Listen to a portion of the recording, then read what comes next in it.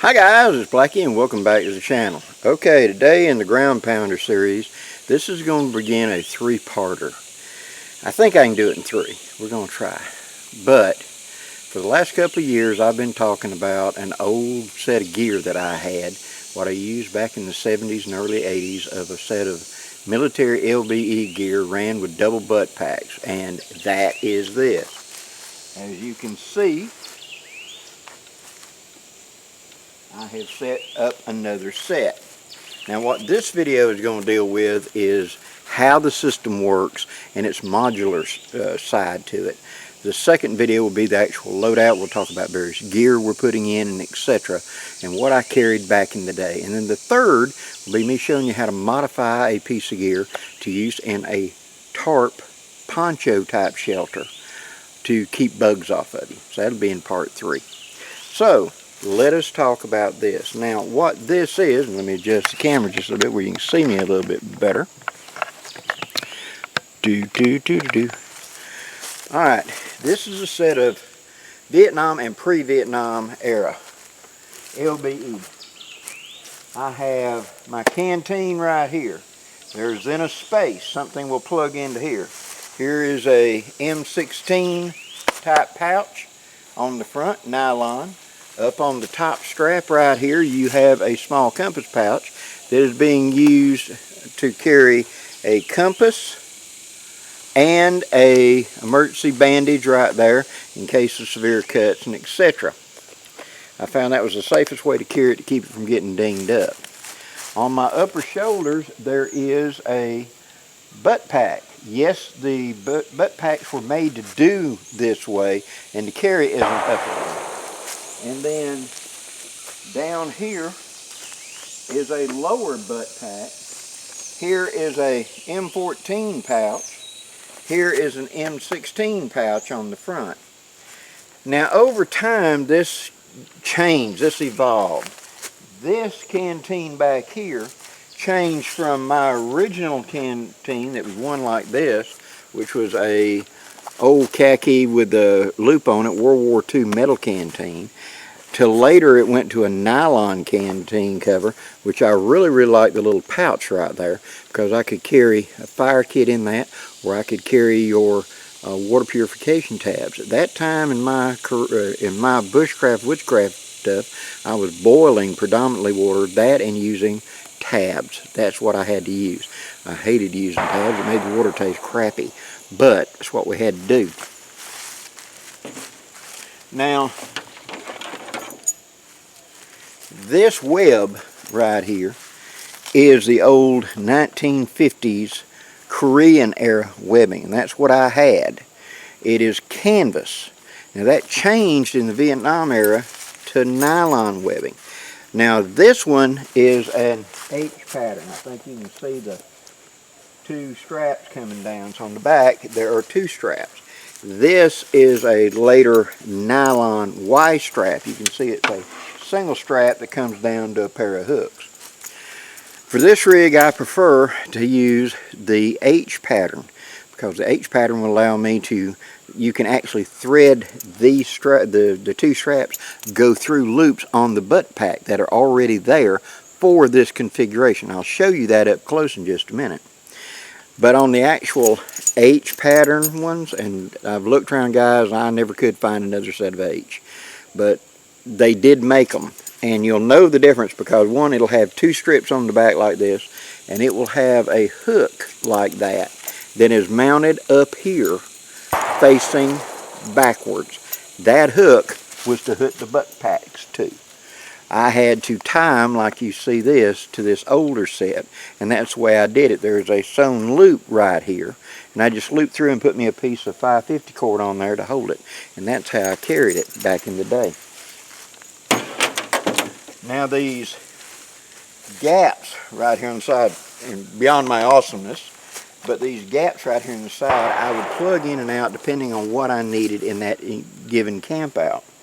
Usually I would carry my knife, which in those days was a K-bar, or like you see here, simply an old hickory butcher knife carried in it.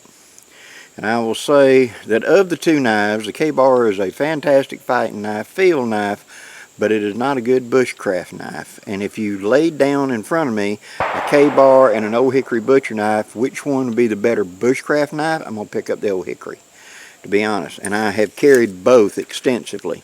I don't say that out of whim. I'm serious. Between the two, I prefer the butcher knife. Now, this could ride up here, where I would attach them up here to this way. And you see this in a lot of pictures from Vietnam of guys carrying their knife this way pointing up. It worked very well because when you were laying on your belly being shot at, you could get your knife. See? But it also, whenever we were camping, etc., it also made a very handy place to keep the knife to get it, in and out quick and easily without having to worry about sticking yourself in the leg. If it wasn't, I could carry it here on this hip.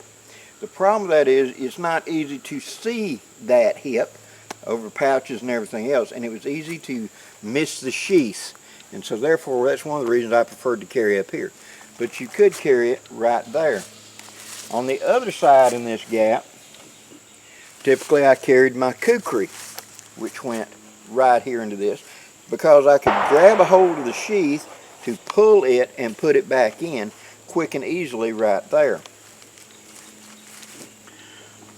In addition, these compass patches were used for many things. Now, I have one that I'll show you when I do the loadout that said fire on it. It was a small fire kit. I also used them as a fishing set, where I would carry hook, line, etc. in here. I had a first aid one that I had set up. And these could be attached to multiple things. These butt packs, as I'll show you in a moment, have loops on the side where this can attach to the outside of the butt pack. This one has ammunition in it. And this is one of my originals from back in that day that I had. And I'm carrying shotgun ammunition in it. It was because I carried a shotgun back in that day for going to the field, because that was the best thing for anti-snake and rabid animal up close.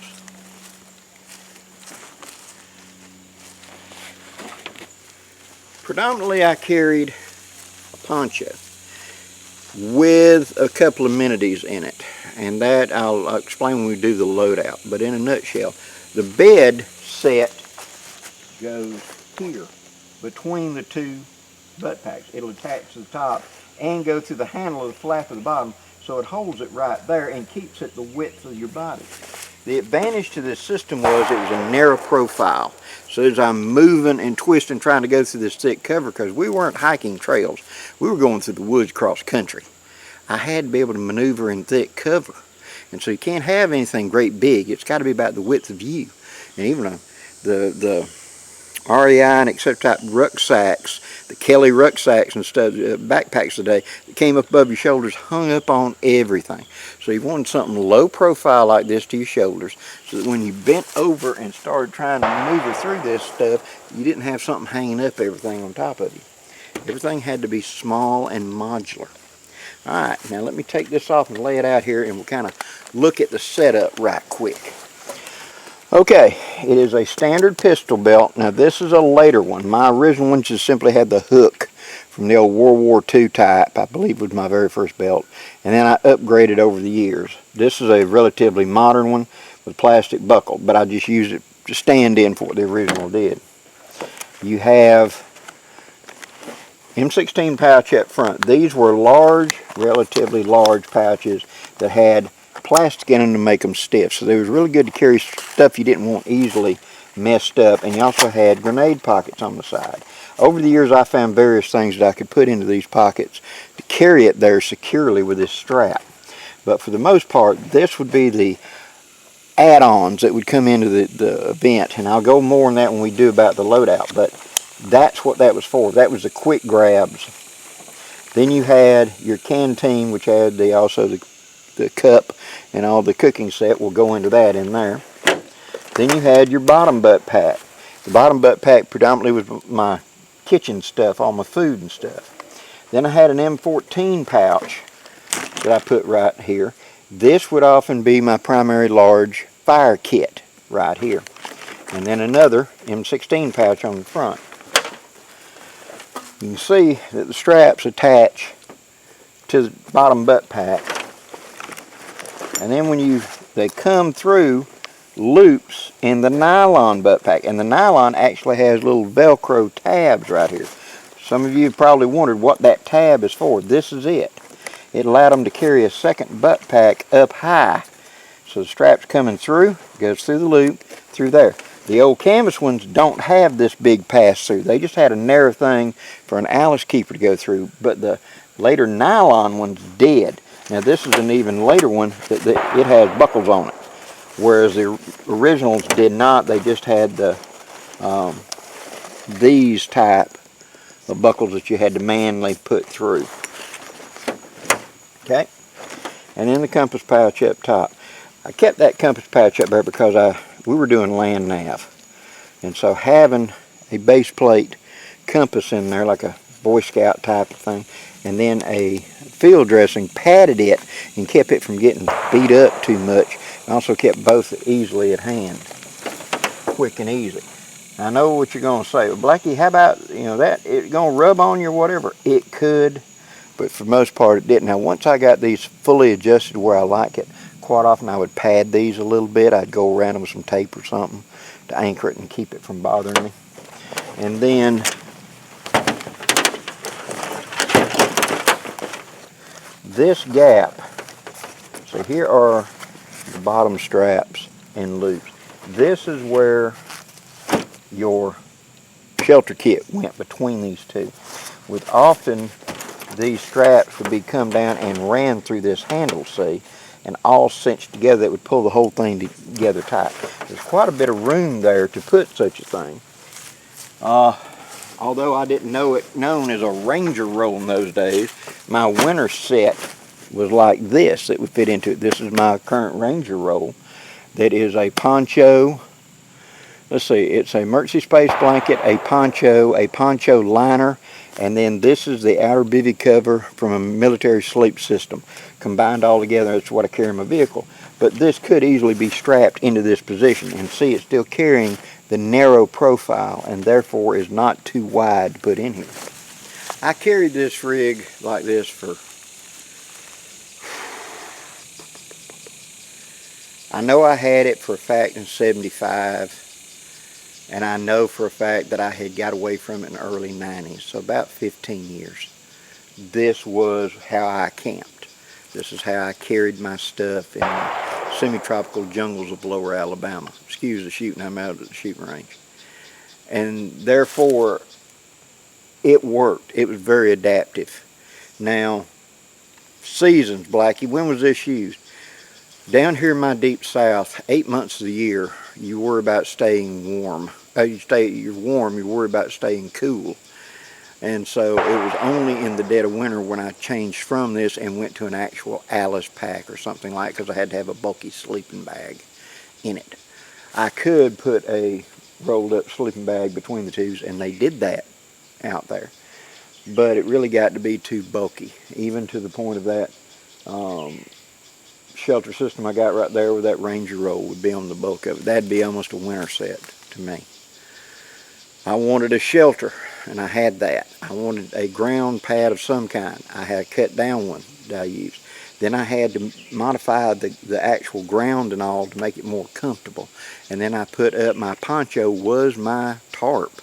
And then finally I had a way to try to keep mosquitoes and stuff off them, because down here you cannot sleep if you don't do something. You can put bug spray on you, but the crawling insect's still going to get on you. You know, you're going to wake up and have an earwig trying to go up your nose or something. And so therefore I had to come up with something around it. And I learned from Sergeant Whitfield, the family that adopted me, and he'd been Green Beret, Pathfinder, all kinds of other elite units. And it was a tip from him that showed me how to modify a piece of gear to be a bug net for a Army poncho. And so that's what we'll be doing in number 3. This is just a quick overview. This is just to let you see how the gear is set up. In the next video, we're going to be doing the actual loadout, and I'm going to show you what I carried, where I carried it, and why whenever I was using this as a camping rig. And so that'll be coming up next. And then finally, in the third one, we will set up the camp right quick with the poncho tarp set up, and I will lay out a bed set just like I did, including showing you how to modify a piece of gear. in order to have a bug net in it. Hope you'll stay around for that. Hope you've enjoyed this video, guys. If you have, please hit that like, share, and subscribe. I'd really appreciate it. Until next time, guys, I'm Blackie wishing you safe journeys. Have a great day, guys.